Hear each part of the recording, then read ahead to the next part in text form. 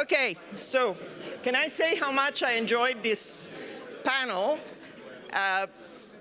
And very much the message is something I feel very strongly about. Of course, Europe is a great place, and Eurostat doesn't come from anywhere. It comes from exactly the sentiment that we can do it in Europe and we must do it. So this is very much in line with my thinking. My slight difference with Raphael is that I think we indulge ourselves far too much into just patting ourselves on the back about how great we are and how great our values are, and that becomes an excuse for inaction. That said, that panel was terrific, and I very much liked also the idea that we had, of course, everyone from the chip to the top of the software and the AI chain. But now, for something completely different.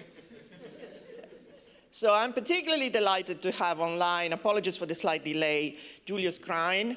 JULIUS is on screen, I hope, or is coming up, because I can see him there, but he's not on the big screen yet. Yes. Okay, JULIUS is of course, is not here.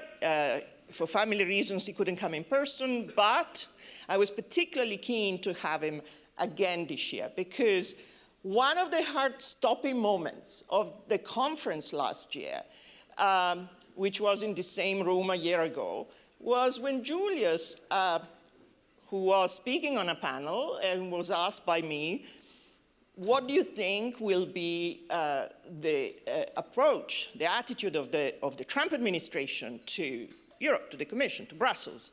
He said with incredibly wonderful nonchalance, I don't think they will care about Brussels. I don't think they will come over here. They will talk to Paris or Berlin. But I don't genuinely think that they will care about Brussels. And guess what? That was completely prescient, because, of course, they don't come and they don't care about Brussels. And they talk, of course, to Berlin and to Paris a little bit. But that is the reality that JULIUS predicted. So we then had, JULIUS, I'm sorry to take a little bit of time to build this up, but then you and I had a further conversation more recently when you came on my podcast, and it was just on the heels of the national strategy, national security strategy document, which had been issued in the US sometime in December, and which completely discombobulated Europeans because, of course, it appeared to be or was described or perceived as an attack on Europe. And there were titles everywhere, there were writings, there was a lot of hysteria around the Trump administration has declared war to European liberal democracies and such hysteria. So what I would like to do really is really go back to that kind of discussion that we had. At the time, I remember you said, you know, one of the important things is that, you know, as Europe, you seem to us to, you know, constantly climb on a high horse of high moral values. You're not transactional enough. You don't seem to understand what this administration is doing at all. So take us through a little bit first this sentiment that motivates what this administration is ostensibly doing, the notion that somehow we need to reset. We need to reset the relationship because the US has been taken advantage of, and there is a whole host of policies that are based on that. And then we'll talk a little bit more about the moral high horse and the implication for that. Please take it away. Well, first, thank you for inviting me back. Sorry I can't be there in person. The question you asked is a bit more complicated. I don't think there's a simple answer to that, but let me start. I think there is kind of a clear underlying direction that's widely agreed upon. And then when you get into the causes and the solutions, I think there's actually a lot of difference, not only within the US, but even within the administration. So, I mean, the thing that I think most people agree on, not just in the administration, but even across, within the Democratic Party across the U.S. is, the promises made in the end of history, like those have all failed. The U.S. is much weaker today vis-a-vis China and others than it was in 1993 or whatever. We offshored much of our manufacturing, and it's certainly the case China dominates a lot of kind of the core manufacturing component stuff. The argument was, well, that's okay because the U.S. will still dominate, high technology industries and things like that. Well, China is a competitor and in some areas probably ahead. There, all the stuff about we would lose a lot of these jobs, but everyone's going to get a great job as a computer programmer or whatever. Wall Street would bring us to a new era of abundance and everything would be great. All these things failed. On the foreign policy side, democracy was going to spread around the globe and all that clearly didn't happen. So I think that's the problem. That's the disappointment that people see. Then it gets a little bit more, I think, complicated, even within the administration, of what actually happened there. What is that? In the most simplistic view, it's, the U.S. did everything right, and we were simply taken advantage of by these, terrible foreign actors. And so we'll just put a bunch of tariffs on them and problem solved.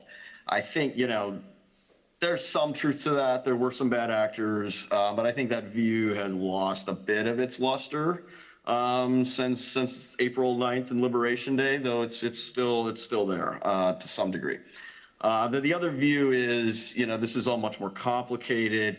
The U.S., in fact, encouraged a lot of these developments. There were at least certain factions, certain elements that benefited from them tremendously. Maybe they were not malevolent, maybe just delusional, et cetera, et cetera. But if that's your view, then the solutions are actually much more complicated, and you can't simply just punish the foreign actors or whatever.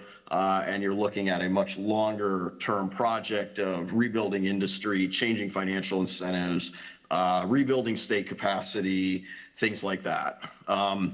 With respect to Europe in particular, which again, frankly, it doesn't play very large in this, certainly the US is paying much more attention to Asia, to its own hemisphere, to the Middle East, even to Africa to some degree with critical minerals and things like that.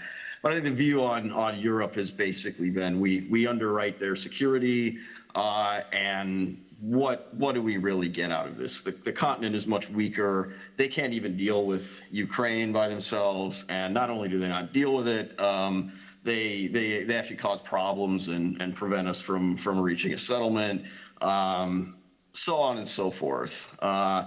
So that's essentially the grievance. The agenda, I think, is there's not a single agenda. And a lot of these views are still evolving. They're experimental. It's people trying different approaches and experimenting.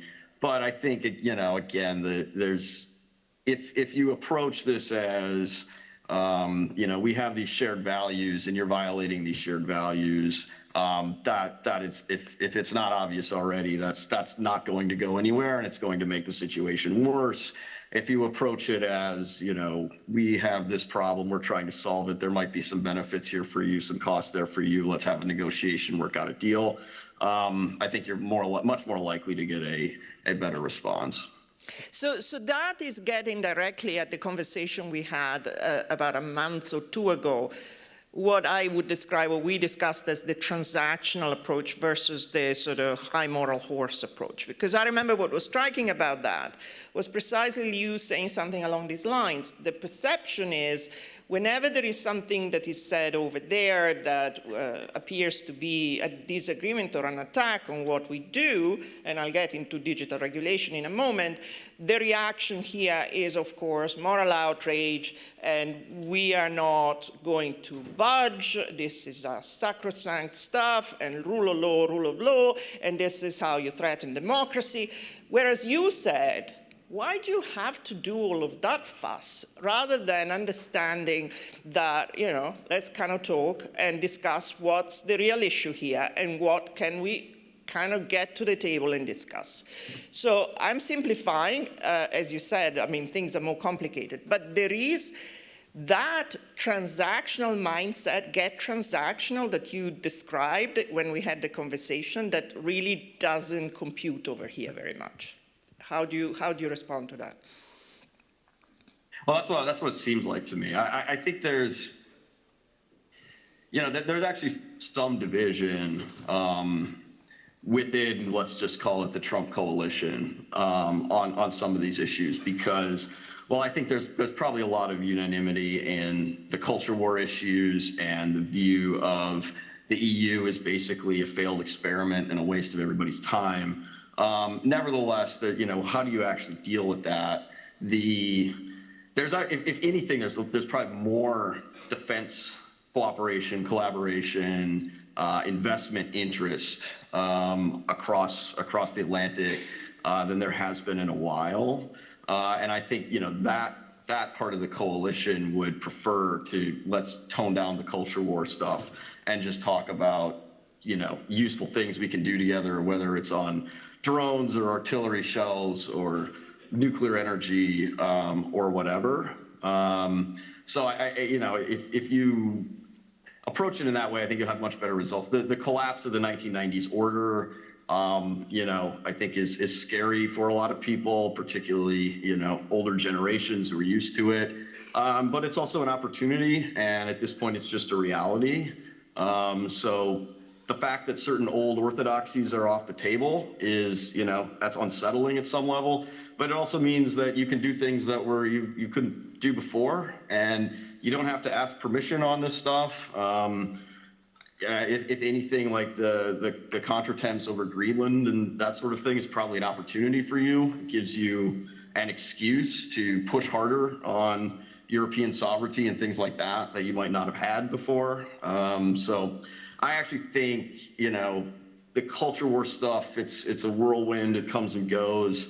But if you look at the underlying challenges facing the industrial base of both the US and Europe, whether they like it or not, they're facing a lot of the same challenges, and there's quite a few areas for cooperation. And I think there's quite a bit of interest on kind of the corporate and investor side, and the government side will, that will trump a lot of the culture war stuff if you decide to go down that route. Yeah, and it's not particularly necessarily the culture wars I want to discuss, because of course there is this perennial discussion or sentiment about what Americans view as ultimately freedom of speech and what Europeans view as freedom of speech. We are not going there.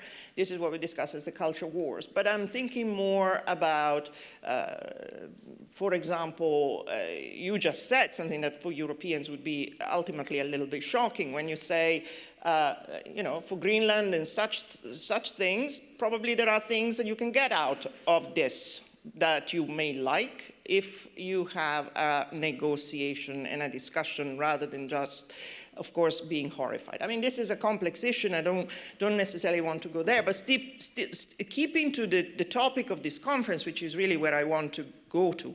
Much of the change in the last few months has been, of course, motivating Europeans to understand, well, okay, now we need to just get more of our security, certainly more of our resilience in place. We need to invest in being more sovereign, which really means creating European digital assets, for example, digital infrastructure, because we are far too dependent. We have underway, of course, a disagreement with the administration on how to interpret digital regulation. And this is something we'll discuss in the next panel. We know, and you and I have discussed before, that what Europeans considered the sacrosanct right of regulating these giants is perceived over there as a discriminatory extraction of rent from successful American companies. And so that is a terrain on which there is disagreement. And I remember you saying to me, instead of kind of being horrified about this, try and get transactional and get something out of this disagreement. But the next step is, okay, what about the sovereignty thing? Because there is a lot of animation here around the narrative we must build, not just the narrative, the action. We must build our own AI, physical AI, lots of cloud, lots of stuff that we need to put in place.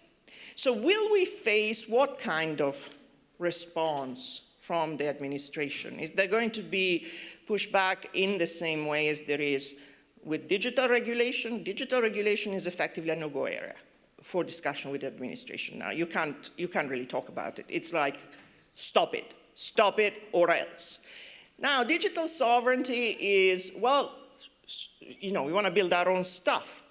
Do you have a problem with that? How do you see it? Yeah, well, this is a long-standing historical pattern where the U.S. says, Europe, you need to do more, and Europe says, okay, we're going to build our own stuff, and the U.S. says, no, you have to buy it all from us. And at some level, that'll never change because that's, the system is set up to promote the interests of both sides. I think, the digital regulation thing is an interesting one to look at because on the one hand, again, when Europe comes to this for this very moralistic discussion of it, and it's like, well, I mean, look at how the Irish tax havens and stuff like that operate. Like, don't lecture me about your higher morality. It's a bit of a joke. But if you approach it, I mean, if you're really serious about digital sovereignty, first of all, that's a lot of money. It's a huge investment. And if you're really serious about sovereignty in general, you have not only that, you have the defense side, you have energy. These are trillions of dollars. The U.S. is embarking on its own kind of industrial base agenda, and in addition to the AI stuff, they're all kind of merging together, but that's a huge investment, involves energy too. Europe would have to be even bigger than that.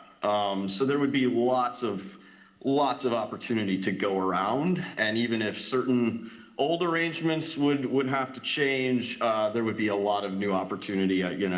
One could talk about nuclear energy. I was listening to the last panel, they were talking about chip manufacturing. I mean, the US has a kind of fallen national champion called Intel. I'm sure that they would love to find new ways to partner around something like that. So it's, if you're serious, then I think there's actually a lot of opportunity. If you're not serious, then everyone will see it what it is as kind of a backdoor tax or extraction regime. And again, if you're serious, you can find these transactional ways to discuss it. I mean, the general conversation, if you show up to the Trump administration and say, we get it, we need to rebuild our defense, rebuild our energy, rebuild our, try some immigration stuff, where they're going to say, great, that's fantastic. And then you're going to say, all right, but doing that is going to require some changes to these contracts that, it's going to cost Microsoft a lot of money or whatever. And they're not going to like that. But then if you can present, here's some new opportunities for you, then I think, you'll be pleasantly surprised probably by the response. Wow, this is a great note, I think, on which to leave it. Julius, I think what I love about you is the way in which the directness of the message comes across. And I think it is something that we as Europeans tend to forget, because we had in the previous panel a discussion about how great Europe is, and then, Americans come and say, what have you got? And this is something that we really still need to confront. So let me thank you again for once again injecting reality bites into this discussion. I will invite the rest of my panel to join me on stage, Andreas and Martin and Barry. And Julius, thank you very much. You're welcome to stay. We're going to have a going back to Europe discussion right now. But thanks again for joining.